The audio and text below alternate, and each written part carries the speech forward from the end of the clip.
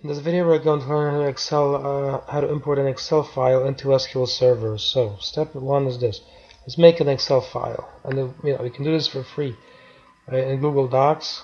Bring up the Google Docs, hit create here, right, and then create a spreadsheet like this. All right, let the creation process here. And I also put a link in the sidebar there to a free version of Excel, which you can use. You just have to create an account with Microsoft. It's really easy. They give you free Excel that's fully functional. You can do everything online. They just save that Excel to your desktop or whatever, your computer. Okay, so put in here, say column 1, and then column 2, and then column 3, like that. You notice it gives you a little icon here. See that? Alright, so we're going to put a 1 in here now, and this is the same in virtually all of these programs. This feature here, what you do is you fill a couple. It's enough for the program to realize a pattern is to be applied. So you highlight these cells and then you drag it straight down. See? If you want, you can continue a little more. There you go. So now I'm going to go File and then Download as Microsoft Excel. I'll call it sample file here. Click Save. Replace it. That's fine. Now notice that this thing here is called Sheet 1. The tab down here says Sheet 1. Okay, so keep that in mind. Sheet 1 is the name of the tab, because this is what the query will be written against. Sheet 1. Alright, so we have our Excel file. Now open up Management Studio. We're going to do this graphically.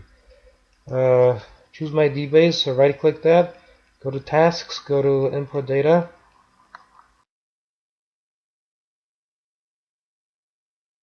Bring up a little wizard, and then we just follow the steps in the wizard. I probably don't want to keep showing that. Alrighty, click Next.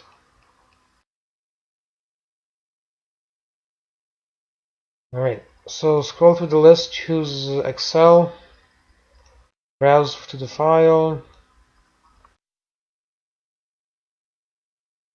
There you go. Choose a reasonable version of Excel. This can be a little tricky here sometimes. Click Next.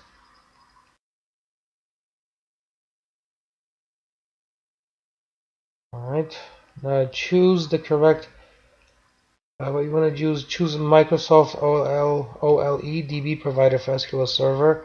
It's object linking and embedding. That's what that is. Alright, chooses the server name and then tells you the database to which you should copy it. I click Next. Now if you want, you can hit this one here, write a query to specify the data to transfer. And then you can write a query by hand, or you can do it automatically. Click Next.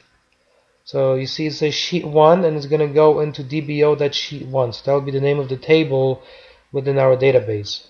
And further, click Edit Mappings, and Edit Mappings allows you to establish a relationship between the columns in the source file and the column in the destination file.